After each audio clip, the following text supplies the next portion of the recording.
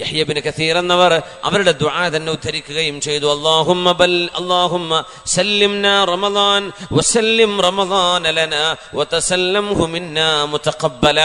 ഇങ്ങനെ ദുആ ചെയ്യുമായിരുന്നു മുൻഗാമികൾ. 6 മാസം ഇങ്ങനെ ഒരു നോമ്പ് വന്നു കിട്ടാൻ.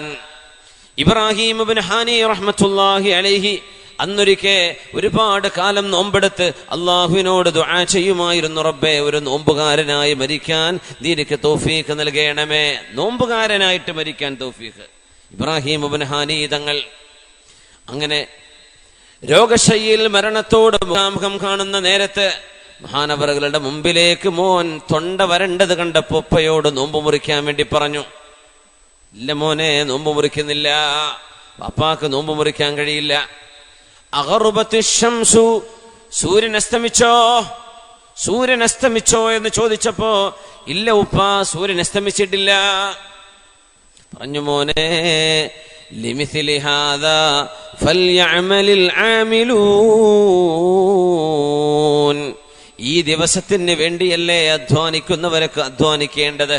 പട്ടിണി കടന്ന് നോമ്പ് നോച്ച് അള്ളാഹുവിന്റെ മുമ്പിലേക്ക് പോകാനുള്ള സൗഭാഗ്യത്തിന് എത്ര കാലമായി മോനെ ഞാൻ അള്ളാഹുവിനോട് ദുആ ചെയ്യുന്നു.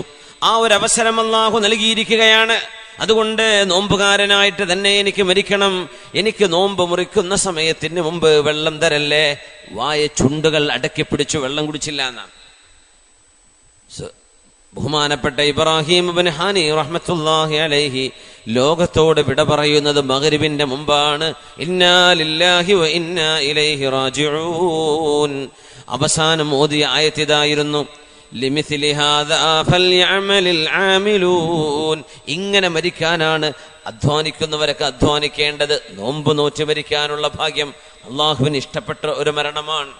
ഇബാദത്തിലായി മരിക്കുക അതൊരു സൗഭാഗ്യമാണ്. കള്ളുഷാപ്പിൽ കടന്നു മരിക്കുക അതൊരു ദൗർഭാഗ്യമാണ്, അദാബാണ്, അല്ലെങ്കിൽ ശിക്ഷയാണ്. ഒരു മനുഷ്യ തിന്മ ചെയ്തുകൊണ്ടിരിക്കും മരിക്കുക എന്ന് പറയും. മുഅ്മിനീങ്ങളൊക്കെ ചോദിക്കേണ്ടത് അങ്ങനെ, പടച്ചോനെ ഏതായാലും മരണം വരും, നമ്മളിപ്പോൾ എങ്ങനെ ഏതെല്ലാം രീതിയിൽ ജീവിച്ചാലും അള്ളാഹുവിൻ്റെയൊക്കെ നമ്മൾ കീഴടങ്ങേണ്ടവരാണ്. മരണം നിർബന്ധമാണ്. അതിനുശേഷം ഒരു വിചാരണയും ഒരു ലോകവുമുണ്ട്. ആ നേരം നല്ല നിലക്കായി മരിക്കാം, ഒരു ഇബാദത്തിലായിട്ട് മരിക്കാം. 80 വയസ്സ് കഴിഞ്ഞപ്പോഴാണ് സൗദി അറേബ്യയിലെ ഒരു സഹോദരി അള്ളാഹുവിലേക്ക് മടങ്ങിയത്. അത്രയും കാലം 80 വയസ്സ് വരെ വഴിവിട്ട് ജീവിച്ചതിന്റെ ശേഷമാണ് അവർക്ക് അള്ളാഹുവിലേക്ക് നടക്കാനുള്ള ആഗ്രഹം തോന്നിയത്. അങ്ങനെ നിസ്കാരമൊക്കെ നന്നായിട്ട് തുടങ്ങി അള്ളാഹുവിലേക്ക് പശ്ചാത്തപിച്ച് മടങ്ങി കഴിവിന്റെ പരമാവധി ഖളാ വീട്ടുകയും ചെയ്തു. ആ സഹോദരി നിസ്കാരം വലിയ ഇഷ്ടമായിരുന്നു. 80 വയസ്സ് കഴിഞ്ഞതിന്റെ ശേഷം ഒരു സുജൂദിലേക്ക് പോയതാ.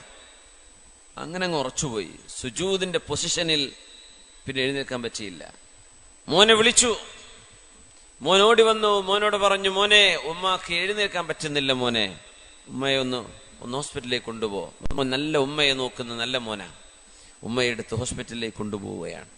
ഡോക്ടർമാർ പറഞ്ഞു, ഞങ്ങൾ എല്ലാം ചെയ്തു നോക്കി, നിവർത്താൻ പറ്റുന്നില്ല. സുജൂദിന്റെ പൊസിഷനിലായിരിക്കുന്ന ആള് ഊരയും കൈയും കാലും ഒന്നും നിവർത്താൻ പറ്റുന്നില്ല. അങ്ങനെയാണ്. റിയാദ് ഹോസ്പിറ്റലിൽ നിന്ന് അവരെ ഡിസ്ചാർജ് ചെയ്തു. ഉമ്മ പറഞ്ഞു, മോനെ ഉമ്മയെ വീട്ടിലേക്ക് ആക്കിത്ത. ഉമ്മ അവിടെ കഴിഞ്ഞു. അവസാനം പറഞ്ഞ വാക്കതാണ്, ആകാശഭൂമികളിലുള്ളതിന്റെ അധികാരം ആർക്കാണ് ചോദിക്കൂ നബിയെ. ആരുടേതാണ് ഭൂമി, ആരുടേതാണ്? ഫീസത്തുൽ മിസ്രിയ എന്ന നഫീസ ബിൻതുൽ ഹസൻ റളിയല്ലാഹു അൻഹ നോമ്പുകാരിയായി ലോകത്തോട് യാത്ര പറഞ്ഞത്. അവസാനം പറഞ്ഞത് വിശുദ്ധ ഖുർആനിന്റെ ആയത്ത്, നോമ്പുകാരായും കഴിഞ്ഞു പോയവർ. അബ്ദുല്ലാഹി ഇബ്നു ഉമർ, വിശുദ്ധനായ ഉമർ റളിയല്ലാഹു അൻഹുവിന്റെ പ്രിയപ്പെട്ട മോൻ അബ്ദുല്ലാഹി ഇബ്നു ഉമർ റളിയല്ലാഹു അൻഹു മരിക്കാൻ കിടക്കുമ്പോ പറഞ്ഞു, ഞാൻ ലൗലാ സലാസ്, 3 വിഷയങ്ങളില്ലായിരുന്നുവെങ്കിൽ എനിക്ക് മരിക്കാൻ ആഗ്രഹമില്ലായിരുന്നു. 3 കാര്യങ്ങൾ ഓർക്കുമ്പോൾ എനിക്ക് മരിക്കാൻ തോന്നുന്നില്ല. 3 വിഷയം. ഒന്ന്, നമ്മളൊക്കെയാണെങ്കിൽ എന്താ പറയാ, എൻ്റെ വീട് പണി തീർന്നോട്ടെ, അല്ലെങ്കിൽ കുട്ടികളെ കെട്ടിക്കണം, അല്ലെങ്കിൽ ബിസിനസ് ഇപ്പൊ തുടങ്ങിയിട്ടല്ലേ ഉള്ളൂ, എന്തെങ്കിലുമൊക്കെ. 3 കാര്യം ഓർത്തിട്ട് മരിക്കാൻ തോന്നണില്ല. ആര് പറഞ്ഞു? അബ്ദുല്ലാഹി ഇബ്നു ഉമർ, മുത്തനബിയുടെ സ്വഹാബിയും, വാപ്പ സ്വഹാബിയാണ്, വാപ്പ ഖലീഫയാണ്, അള്ളാഹുവിന്റെ റസൂലിന്റെ സ്വാഹിബൈനിയാൻ, ഹബീബിന്റെ കൂടെ കിടക്കുന്ന മഹാനാണ് ഉമർ അൽ ഫാറൂഖ് തങ്ങൾ. അവരുടെ പ്രിയപ്പെട്ട മോൻ അബ്ദുല്ലാഹി ഇബ്നു ഉമർ തങ്ങൾ പറയുന്നു, ലൗലാ സലാസ്, 3 കാര്യങ്ങൾ ഓർക്കുമ്പോൾ മരിക്കാൻ തോന്നുന്നില്ല. ഒന്ന്, ളമഉൽ ഹവാജിർ, നല്ല ചൂടുള്ള പകലിൽ അള്ളാഹുവിന്റെ സുന്നത്ത് നോമ്പെടുക്കാനുള്ള ഭാഗ്യം ഖബറിൽ പോയി കിടന്നാൽ കിട്ടില്ലല്ലോ. ദുനിയാവിലല്ലേ നോമ്പെടുക്കാൻ പറ്റൂ. മരിച്ചുപോയാൽ നോമ്പെടുക്കാൻ പറ്റുന്നില്ലല്ലോ. അതോർക്കുമ്പോ മരിക്കാൻ തോന്നുന്നില്ല. ളമഉൽ ഹവാജിർ, സാധാ നോമ്പ് എന്നല്ല, തണുപ്പ് കാലത്ത് നോമ്പെടുക്കാന്നല്ല. നമുക്കിപ്പോ ഇച്ചിരി മഴയാണ്, കുറച്ച് കഴിഞ്ഞാൽ 1-2 കൊല്ലം കഴിഞ്ഞാൽ നല്ല ചൂടിലേക്ക് നമുക്ക് റമദാൻ വരും. ളമഉൽ ഹവാജിർ, നല്ല ദാഹമുള്ള ദിവസം, നല്ല ചൂടുള്ള പകലിൽ നോമ്പെടുക്കാനുള്ള ഭാഗ്യം അത് നഷ്ടപ്പെടുമല്ലോ റബ്ബേ. മരിച്ചു കഴിഞ്ഞാൽ അത് ഓർക്കുമ്പോൾ മരിക്കാൻ തോന്നുന്നില്ല. സുബ്ഹാനല്ലാഹ്. ളമഉൽ ഹവാജിർ വമുഖാബദത്തുൽ ലൈൽ, രാത്രി അല്ലാഹുവിന് വേണ്ടി നിസ്കരിക്കുന്ന സൗഭാഗ്യം, രാത്രി അല്ലാഹുവിന് വേണ്ടി നിസ്കരിക്കാനുള്ള ഭാഗ്യം. എല്ലാവരും കിടന്നുറങ്ങുമ്പോൾ തതജാഫാ ജുനൂബുഹും അനിൽ മളാജിഇ യദ്ഊന റബ്ബഹും ഖൗഫൻ വതമആ വഅലാ റബ്ബിഹിം യതവക്കലൂൻ. പാതിരാത്രിയിൽ ഉറങ്ങാൻ സാധിക്കാതെ എഴുന്നേറ്റ് അള്ളാഹുവിന്റെ മുമ്പിൽ വുളു എടുത്തുകൊണ്ട് അംഗസ്നാനം വരുത്തി നിസ്കരിക്കുന്ന പാതിരാത്രിയിലെ എല്ലാവരും ഉറങ്ങുന്ന നേരത്തെ ആ നിസ്കാരം, അതൊന്നും മരിച്ചാ നടക്കൂലല്ലോ. പിന്നെ ഒരു കാര്യം കൂടെ പറഞ്ഞു, വലം മുജാഹിദ് മഅൽ ഫിഅത്തി ത്വാഗിയ, വലം മുജാഹിദ്, മഹാനവറുകൾ പറഞ്ഞു, അക്രമിയായ ഒരു സൈന്യം വരുന്നുണ്ട്, അക്രമികളായ ആളുകൾ, അവരോട് പടപൊരുതാൻ എനിക്ക് സാധിച്ചിട്ടില്ലല്ലോ. യാനിൽ ഹജ്ജാജ് ഇബ്നു യൂസുഫിനെ ഉദ്ദേശിച്ചുകൊണ്ടാണ് പറഞ്ഞത്.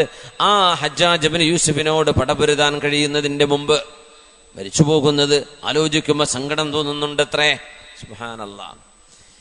നോമ്പ് എടുക്കാൻ പറ്റൂലല്ലോ, റമദാൻ കിട്ടില്ലല്ലോ, റമദാൻ കഴിഞ്ഞുള്ള സുന്നത്ത് നോമ്പുകൾ ലഭിക്കില്ലല്ലോ മരിച്ചു കഴിഞ്ഞാൽ. അത് ഓർക്കുമ്പോൾ മരിക്കാനേ തോന്നണില്ല. അത്രയും ആളുകൾ ഇഷ്ടപ്പെട്ട, മുഅ്മിനീങ്ങൾ ഇഷ്ടപ്പെട്ട ഒരു ഇബാദത്താണ് നമ്മൾ ഈ പകലിൽ അനുഷ്ഠിച്ചു കൊണ്ടിരിക്കുന്നത്. അള്ളാഹു അത് സ്വീകരിക്കട്ടെ, അള്ളാഹു നമ്മിൽ ഖബൂൽ ചെയ്യട്ടെ. ഒന്ന് എഴുന്നേറ്റൊരു സ്വലാത്ത് ചൊല്ലിയിരിക്കും. അല്ലാഹുമ്മ സ്വല്ലി അലാ സയ്യിദിനാ മുഹമ്മദിൻ وعلى آل سيدنا محمد وبارك وسلم عليه. കൈയൊക്കെ മുന്തിക്കേണ്ട, ഫ്രഷ് ആവാൻ. اللهم صل على سيدنا محمد وعلى آل سيدنا محمد وبارك وسلم عليه. جزاكم الله خير. ഇടയ്ക്ക് ഇങ്ങനെ എഴുന്നേറ്റൊന്ന് ഫ്രഷ് ആവാ, ചായയും വെള്ളമൊന്നും കുടിക്കാനല്ലോ. അപ്പം എന്ത് ചെയ്യാ, ഒന്ന് എഴുന്നേറ്റ് സ്വലാത്ത് ചൊല്ലിയിട്ട് നമുക്ക് ഇരിക്കണം. അൽഹംദുലില്ലാ. അപ്പോ അത്രയും മനോഹരമായൊരു ഇബാദത്ത് നമുക്ക് അനുഷ്ഠിക്കാൻ അള്ളാഹു അവസരം നൽകിയിരിക്കുകയാണ്. എന്തിന്? നന്മയിൽ ഉറച്ചു നിൽക്കാൻ, അള്ളാഹുവിന് വേണ്ടി സമർപ്പണം ചെയ്യാൻ, ജീവിതം അള്ളാഹുവിന് വേണ്ടി കൊടുക്കാൻ. ജീവിക്കുന്നത് അള്ളാഹുവിനാണ്. എന്തുകൊണ്ട്? പച്ചവെള്ളം നമുക്ക് കുടിക്കാൻ പറ്റും, റമദാൻ അല്ലായിരുന്നെങ്കിൽ. ഇപ്പൊ കുടിക്കുന്നില്ല. അതിനർത്ഥം ഹലാല് പോലും അള്ളാഹു വേണ്ട എന്ന് പറഞ്ഞാൽ നമ്മൾ ഒഴിവാക്കുന്നവരാണ്. ഹലാലായത് ഹിറാ ഗുഹയിലേക്ക് ഇഖ്റഅ ബിസ്മി റബ്ബിക്കല്ലദീ ഖലഖ് ഖലഖൽ ഇൻസാന മിൻ അലഖ് എന്ന വിശുദ്ധമായ റമദാന്റെ 24-ന്റെ അന്നാണ് ഖുർആനിലെ ആദ്യത്തെ ആയത്തുകൾ നബി തങ്ങൾക്ക് ഇറങ്ങുന്നത്. അപ്പൊ 27 നമ്മൾ പറയില്ലേ ലൈലത്തുൽ ഖദറിൽ ഇറങ്ങിയത് ഭൂമിയിലേക്കല്ല. ഇന്നാ അൻസൽനാഹു ഫീ ലൈലത്തിൽ ഖദർ എന്ന് പറഞ്ഞതിന്റെ അർത്ഥം അള്ളാഹുവിന്റെ ലൗഹുൽ മഹ്ഫൂദ് എന്ന സൃഷ്ടിയിൽ നിന്ന് 1-ാം ആകാശത്തെ ബൈത്തുൽ ഇസ്സ എന്ന ആണ്. മൂസാ നബി അലൈഹിസ്സലാമിന് തൗറാത്ത് കിട്ടിയിട്ടുണ്ട്.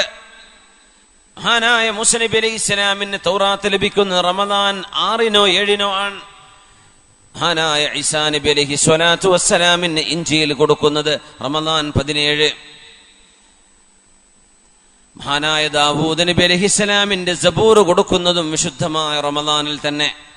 പരിശുദ്ധമായ ഖുർആൻ ഇറങ്ങുന്നത് റമദാൻ 24-ന്.